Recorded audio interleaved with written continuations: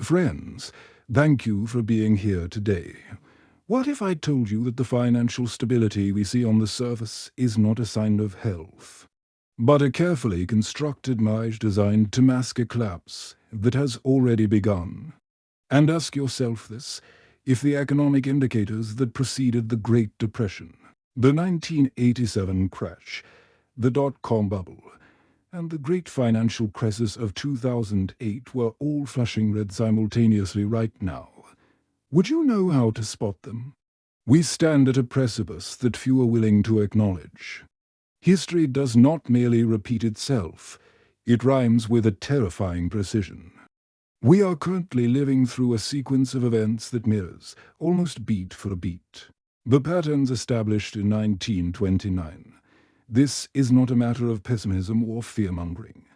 It is a matter of data, historical precedent, and the undeniable laws of economic gravity today.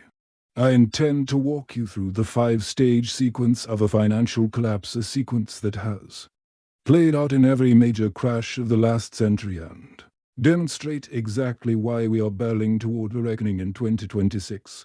To understand where we are going, we must first look back at the historical pattern that serves as our roadmap. In 1929, an economist named Roger Babson stood before a business conference and delivered a warning that made him a pariah on Wall Street. He analyzed credit levels, market concentration, and institutional behavior, concluding that sooner or later a crash is coming, and it may be terrific. The establishment laughed. Irving Fisher, the most celebrated economist of that era, publicly ridiculed Babson, declaring that stock prices had reached a permanently high plateau. We all know how that story ended. 47 days later, the market collapsed. Fisher lost his fortune and his reputation. Dying in poverty, Babson, who respected the data over the narrative, made a fortune and secured his legacy. This story is relevant today because Babson wasn't guessing. He had identified a specific framework, a 5-stage sequence that signals a market cycle is ending. I have spent months verifying this framework against the crashes of 1987, 2000, and 2008. It holds up every single time, terrifyingly. As we look toward 2026, the first 4 stages of this sequence are already complete. This brings us directly to the first stage of every major collapse, which is the credit explosion. It never starts with greed. It starts with debt. Before every crash, there is a period where credit expands significantly faster than the economy can absorb it. This creates a feedback loop where borrowed money buys assets, pushing prices up, which makes people feel wealthier, leading them to borrow even more. It feels like prosperity, but it is actually a trap. Today, we are witnessing what can only be described as the everything bubble. In 2000, we had a bubble in tech stocks, but real estate was stable. In 2008, we had a bubble in housing, but other sectors were relatively rational. As we approach 2026, we have achieved a statistical anomaly. Everything is expensive. Let's look at the valuations. Warren Buffett, the Oracle of Omaha, relies on a specific metric to gauge market health: the market cap to GDP ratio. Historically, this number sits around 100%. Meaning the stock market is valued roughly equal to the economic output of the United States. At the peak of the dot-com bubble, a time of irrational exuberance, this number hit 140%. Today, that number fluctuates between 221% and 230%. The stock market is currently priced as if the United States economy is more than double its actual size. This is not sustainable growth. It is a hallucination fueled by liquidity. Furthermore, the Shiller-Pay ratio, which compares stock prices to inflation-adjusted earnings over 10 years, paints a similar picture. The historical average is 17x. In 1929, just before the Great Depression, it peaked at 30x. Today, we are sitting at nearly 38x. Investors are paying valuations that implicitly demand perfect earnings growth forever, with zero margin for error. But valuations are just the symptom. The disease is leverage, official. Margin debt sits around $750 billion, a high number, but one that drastically understates the reality. When we add shadow leverage securities-based lending where the wealthy borrow against their portfolios without selling, we find another $800 billion. Then we must consider the derivatives market. Specifically, the explosion of ODTE 0 days to expiration options. These financial weapons allow traders to control massive positions with tiny amounts of capital, creating trillions in notional exposure that exists entirely off the books until it blows up. Beyond market leverage, we have a corporate and national debt crisis that is spiraling out of control. Our national debt has crossed $38 trillion. We have entered a death spiral where the interest payments on our debt now exceed our entire military budget. We are spending more to service our past than to defend our future. Corporate debt has exploded to over $10 trillion. But unlike previous cycles where debt financed innovation and factories, much of this debt was used for financial engineering, specifically stock buybacks to artificially inflate earnings per share. Perhaps the most immediate threat in this stage is the commercial real estate CRE refinancing wall. Over $1 trillion in commercial loans are coming due in 2025 and 2026. These loans were originated in a zero-interest rate policies-up environment, with rates of 0% to 2%. Developers and property owners must now refinance these debts at rates of 6% or 7%. The math simply does not work. A building that was profitable at 2% is insolvent at 7%. We are staring at a wave of defaults that will leave banks holding empty, devalued assets, effectively freezing the plumbing of the financial system. However, crashes do not happen solely because prices are high. They happen because systems become fragile. Which leads us to the second stage, the concentration trap. This fragility is often driven by the fact that a disproportionate amount of market value is held by a tiny handful of assets, causing the safety net of diversification to vanish. In 1929, the market was dominated by glamour stocks like RCA Radio Corporation of America. Investors didn't understand the technology, but they knew the stock only went up. In 2000, the Nasdaq was essentially a leverage bet on 10 companies like Cisco and Microsoft. Today, we have the magnificent seven: Apple, Nvidia, Microsoft, Amazon, Tesla, Alphabet, and Meta. These 7 companies now account for 30% to 35% of the entire S&P 500 index. Think about the implications of that statistic. The S&P 500 is the bedrock of global retirement savings for 401ks, pension funds, IRAs. It is sold to the public as a diversified investment, but it is no longer diversified. When you buy an index fund today, you are not buying 500 companies. You are making a massive, leveraged bet on 7 tech giants. This concentration creates a systemic risk known as the passive investing trap. Every dollar that flows into an S&P 500 index fund automatically buys more of the biggest stocks, pushing their prices higher and increasing their weighting in the index. This forces the next dollar to buy even more of them. It is a momentum machine that works beautifully on the way up. But on the way down, it reverses with equal violence. If the Mag 7 drop, the entire market drops, triggering forced selling by the index funds, which drives prices down further. We are already seeing cracks in the narrative supporting these valuations, particularly the AI bubble. The market has priced these companies as if the current artificial intelligence boom will generate infinite profits immediately.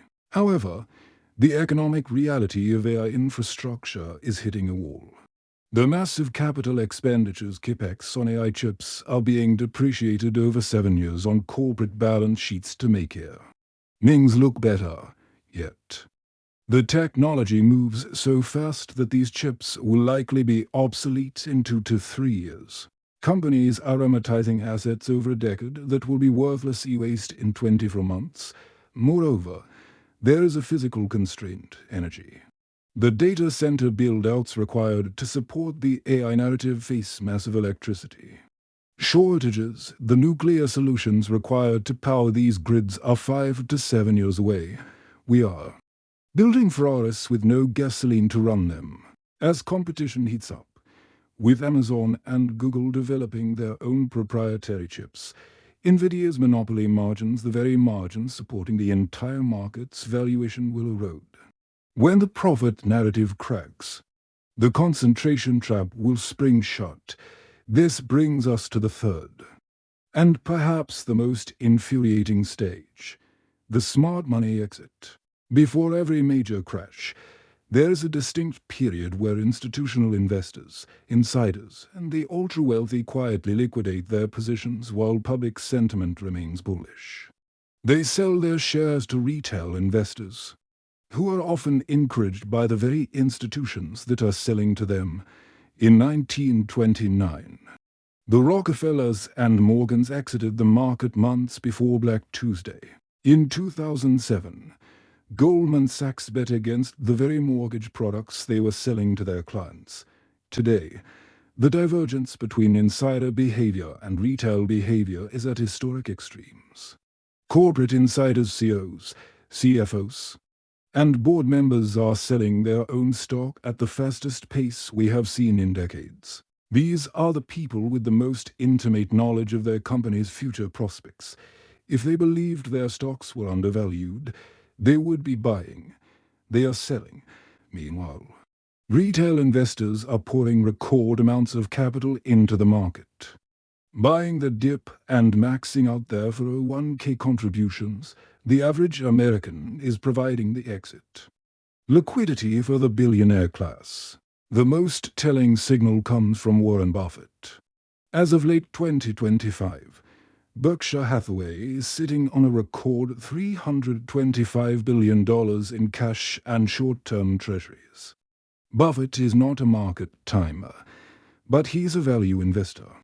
His massive cash pile signals two things. First, that he cannot find any viable investments at current valuations, and second, that he is preparing for a collapse. He did the exact same thing in 2007. When the crash comes, cash is king. Buffett is positioning himself to buy America on sale while everyone else is forced to liquidate. We also see this flight to safety in the fear-gate assets, gold and Bitcoin. Gold has smashed through records, trading above $1,400 per ounce.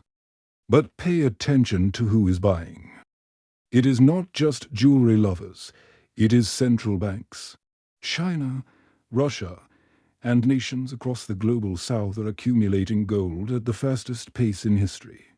They are heading against the collapse of the fiat currency system they rely on. When the people who print the money start trading it for hard assets, you should pay attention. Bitcoin, too, offers a warning. Historically, Bitcoin acts as a leading indicator for the S&P 500, often turning 4 to 6 weeks before the general stock market. In late 2025, Bitcoin hit a peak and has since seen significant volatility and drawdown. If the pattern holds, the weakness in crypto markets is forecasting a broader de-risking event in the equity markets for 2026. However, a new risk has emerged in this cycle: the corporate treasury risk. Companies like MicroStrategy have leveraged their balance sheets to buy Bitcoin. If prices drop below critical debt covenant levels, these companies could become forced sellers, triggering a liquidation cascade that spills over from crypto into traditional tech stocks. I want to pause here for a moment because this is critical. When you see the richest investors in the world hoarding cash while the media tells regular families to buy stocks, what goes through your mind? Do you think the game is rigged against the average person, or is this just a coincidence? I really want to know your perspective on this, so please, scroll down and leave a comment below with your thoughts. While the smart money heads for the exits, the economy enters the fourth stage, a deceptive period known as the liquidity illusion where economic decay festers beneath a stable surface. In this stage, surface-level economic metrics GDP, unemployment, consumer spending appear stable or even robust, but underneath the surface, the structural integrity of the economy is rotting. The liquidity that greases the gears of the financial system is draining away, and the data we rely on is becoming increasingly detached from reality. Let's start with the labor market. We are told the economy is adding jobs. We are told the unemployment rate is low. But even the Federal Reserve has begun to admit the truth. The numbers are wrong. Fed Chairman Jerome Powell and private economists have acknowledged that official job numbers are likely overstated by up to 60,000 jobs per month. When you adjust for this error, the reality is that the U.S. economy has likely been losing 20,000 jobs a month since mid-2025. We are in an era of forever layoffs. In 2025 alone, announced layoffs hit 1.1 million, the highest level since 2009. Excluding the anomaly of the pandemic lockdowns, simultaneously, hiring has frozen, down 35% year-over-year. ADP data suggests that these weak labor conditions are becoming permanent features of the 2026 economy. The unemployment rate has quietly ticked up to 4.6%, the highest since 2021. Yet the headlines continue to proclaim a strong labor market. This gaslighting prevents the average citizen from preparing for the storm. The banking system is also flashing warning signs. U.S. banks are currently sitting on approximately $337 billion in unrealized losses. These losses stem from safe assets like U.S. Treasuries that were bought when rates were low. As rates rose, the value of those bonds collapsed. As long as banks don't have to sell them, the losses remain unrealized. But if depositors get scared and demand their cash, a bank run, those losses become real. And the bank becomes insolvent. We saw the tremors of this with Silicon Valley Bank and First Republic. The underlying structural issue has not been fixed. It has merely been papered over with emergency lending facilities. Finally, we must look at the consumer, the engine of the U.S. economy. The consumer is tapped out. Credit card delinquency rates have hit a 10-year high in some demographics and areas. Severe delinquencies, payments more than 90 days late, are exceeding 20%. People are not just missing payments, they are defaulting. We are also seeing the return of the lipstick effect. This economic theory suggests that when consumers can no longer afford big-ticket items like homes, cars, or vacations, they still spend on small, affordable luxuries like lipstick to maintain a sense of normalcy. Sales of these goods are rising, a classic recessionary signal that hides the broader destruction of purchasing power. Core inflation remains sticky at 2.8% to 3%. But when compounded by new tariffs and the cumulative effect of the last 4 years of inflation, the cost of living has become a suffocating weight. Real GDP growth, when adjusted for the actual inflation felt by regular people, is already negative. We are in a silent depression, masked by nominal highs in the stock market. This path inevitably leads us to the fifth and most volatile stage, the trigger that will define the outlook for 2026. The trigger is the specific event that turns a vulnerable market into a collapsing one. It is the match that lights the fuse. It is important to understand that the trigger does not cause the crash. the conditions created in stages 1 through 4 cause the crash. The trigger simply determines when it happens. One of the most reliable predictors of a recession is the yield curve inversion when short-term government bonds pay higher interest than long-term bonds. It signals that investors have no faith in the near-term economic future. The yield curve was inverted for 16 long months recently. It has uninverted. Many analysts cheered this as a return to normalcy. They are wrong. Historically, the crash does not happen during the inversion. The crash happens immediately after the uninversion. The yield curve uninverting is the final warning siren before impact as we look toward 2026. The technical setup for the stock market is dire. The S&P 500 is hitting major long-term resistance trend lines that parallel the highs of 2021. The market is overextended, exhausted, and running on fumes. The Federal Reserve is trapped. They are beginning to cut rates, but they are doing so into a deteriorating labor market. Not a strong one. In the past, rate cuts have often preceded significant market drops because they are an admission that the economy is breaking. Rate cuts in 2026 will not be a stimulus. They will be a desperate attempt to staunch the bleeding of a recession that is already underway. So, what will the specific trigger be? We cannot know for certain, but the list of candidates is terrifyingly long. It could be geopolitical. An escalation in Taiwan or the Middle East could shatter the fragile supply chains that the global economy and the AI narrative relies on. It could be a Mag 7 shock. If Nvidia misses earnings or faces an antitrust breakup, the concentration trap springs. And the passive flows reverse. It could be a sovereign debt crisis, with global debt levels at saturation. A loss of confidence in the U.S. Treasury market could spike yields and implode the banking system.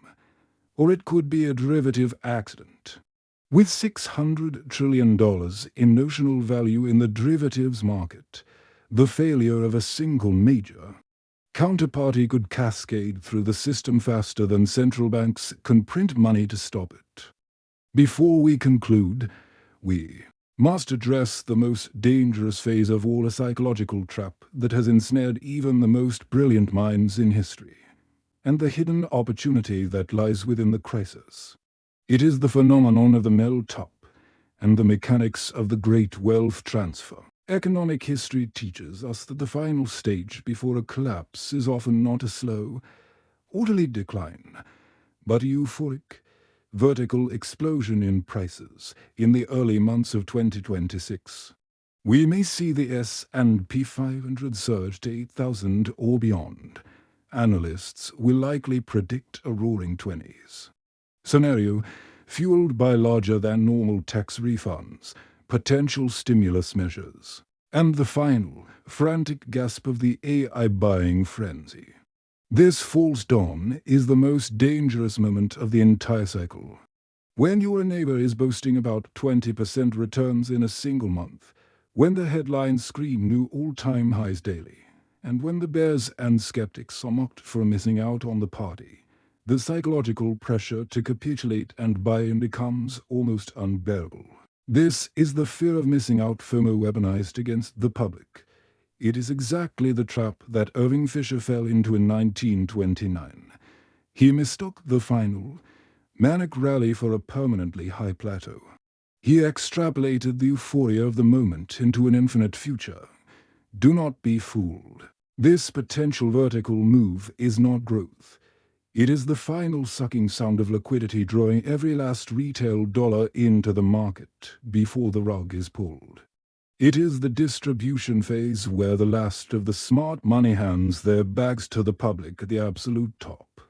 If you see this melt up in early 2026, treat it not as a signal to buy, but as the final siren to seek shelter. However, we must also reframe how we view this incoming storm. In economics, destruction has a name: creative destruction, a term coined by the economist Joseph Schumpeter.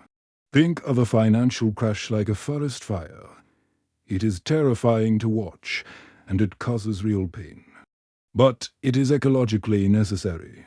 It burns down the rotting dead wood the zombie companies kept alive by cheap debt, the inefficient capital allocation, and the speculative bubbles that produce nothing of value. It clears the canopy for new growth and innovation. A crash is not the end of the world. It is a transfer of wealth. Wealth is never truly destroyed. It merely moves. It moves from the impatient to the patient. It moves from the leveraged to the liquid. It moves from the unprepared to the prepared to you. If you heed this warning, consider the math of the collapse in a bubble. Cash is trash because it loses value to inflation while assets soar. But in a crash, cash becomes king. If the stock market drops 50%, is standard correction for the valuation levels. We are seeing a dollar held in cash today effectively gains 100% in purchasing power tomorrow. By sitting on cash, as Warren Buffett is doing, you are not losing to inflation. You are positioning yourself to buy high-quality assets, businesses, and real estate for pennies on the dollar when the dust settles. Furthermore, we must look to the lessons of the Weimar Republic hyperinflation of 1923 for the ultimate hedge. When the currency collapsed and paper assets became worthless in an afternoon, who survived? It wasn't just those with gold. It was the doctors, the carpenters, the engineers, the farmers. The only asset that cannot be inflated away by a central bank, taxed to zero by a government, or crashed by a stock market algorithm is your human capital, your skills. In a recession, and skilled labor is vulnerable, but problem solvers are always in demand. The best hedge against the chaos of 2026 is to become undeniably useful to your local economy. While the financial economy burns, the real economy of goods and services will remain. If you are finding value in this analysis and want to stay one step ahead of the events unfolding in 2026, please take a moment to like this video and subscribe to the channel.